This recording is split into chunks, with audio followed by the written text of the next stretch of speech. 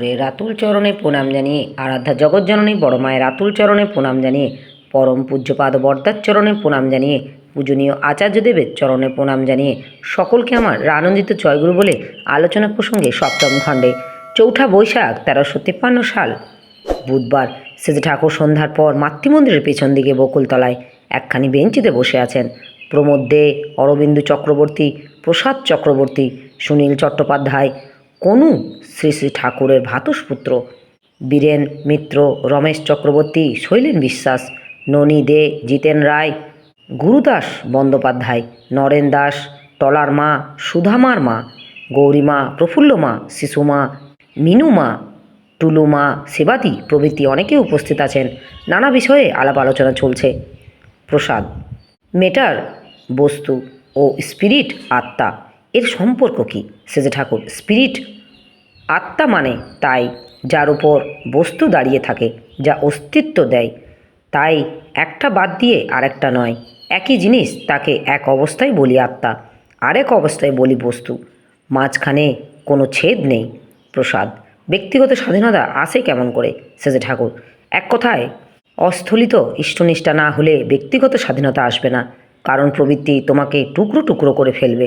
কখনো তুমি কামের অধীন, কখনো তুমি ক্রোধের অধীন, কখনো তুমি দম্ভের অধীন, কখনো তুমি ঘৃণার অধীন। যখন যে তোমার অধিপতি তার নিয়ম মনায়, তখন তুমি তেমনতর। অন্যে পরে কা কথা, তুমি নিজে ঠিক পাবে না কখন তুমি কেমন হয়ে দাঁড়াবে। এর চাইতে পরাধীন অবস্থা আর কি হতে পারে? তাই আত্মসমর্পণ লাগে। তখন ইষ্টের অধীনতায় সত্তার স্বাধীনতা গজায়, প্রকৃত ব্যক্তিত্ব গজায়। ইষ্টকে ধরে ব্যক্তির প্রবৃত্তিগুলি যেমন সংহত হয়, জনগণও তেমনি সংহত হয়, প্রত্যেকের পরিপূরণ করে। আজ ভেলকুর বিয়ে, কোথায় কি হচ্ছে না হচ্ছে সেই সম্পর্কে সেজে ঠাকুর বারবার খোঁজ খবর নিচ্ছেন।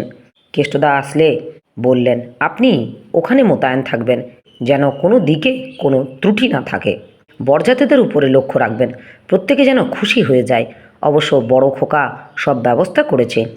কোনো বিষয়ে দরকার হলে তার সঙ্গে পরামর্শ করবেন। গোসাইদাকে বলবেন কুসুন্ডিকা টিকা যেন আজই সেরে ফেলে। কেষ্টদা চলে গেলেন। খানিকটা পরে পানুদা এসে বললেন, এবার কুসুন্ডিকায় বসবেন।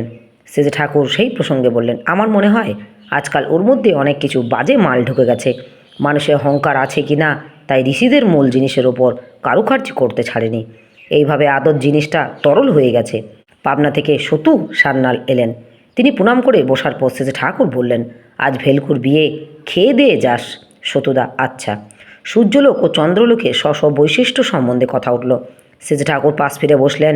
সূর্যের আলো যতই প্রখর হোক, ওই আলো ও তেজ যদি না থাকতো, তবে জীবনীয় উদ্দীপনা থাকতো না।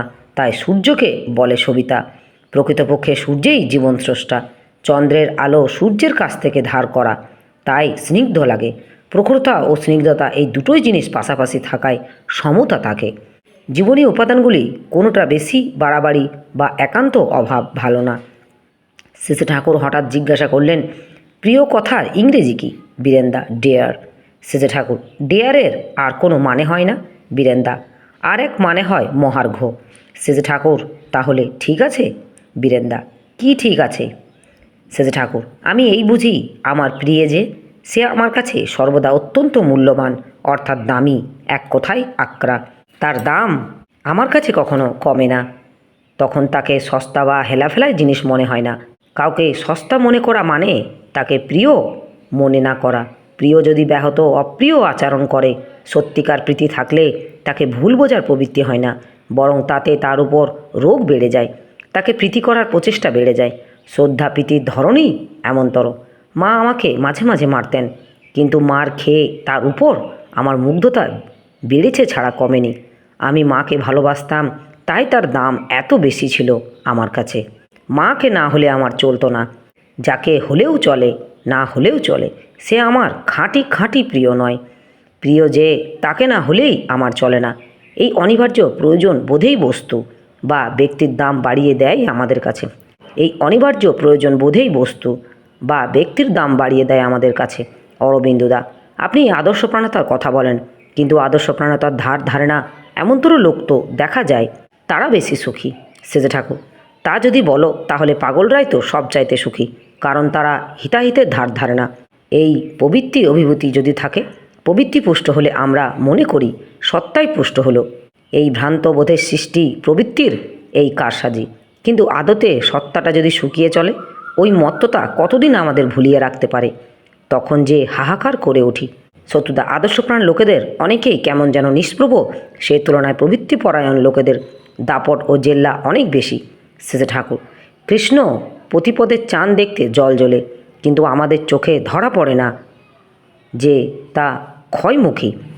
শুক্লপক্ষে চাঁদ কিন্তু কিছুই না, তবু তা বর্ধনমুখী। নদী স্রোতের মুখে গা ঢেলে দেয় যে, তাকে দেখে মনে হয় কেমন বাহাদুরি সাঁতার, ফুর্তিতে তরতর করে এগিয়ে যাচ্ছে। স্রোতের উল্টো চলে যে, তাকেই বরং মনে হয় এগোতে পারছে না, ক্লান্ত হয়ে পড়েছে। অবশ্য আদর্শপ্রাণতা নামে আলসেমি করে যারা দিন কাটায়, তাদের কিছুই হয় না। সক্রিয়ভাবে আদর্শপ্রাণ যারা, যারা চেষ্টার ত্রুটি করে না, সব দ্বন্দ্ব সত্ত্বেও তারা উন্নতি করবেই। এরপর শেষে ঠাকুর খেতে গেলেন। আমার আলোচনা প্রসঙ্গে কিছু ভুল ত্রুটি হয়ে থাকলে আপনারা আমায় ক্ষমা করবেন। উপস্থিত দাদা, ভাই, বোন, মায়েদের আমার আনন্দিত জয় গুরু।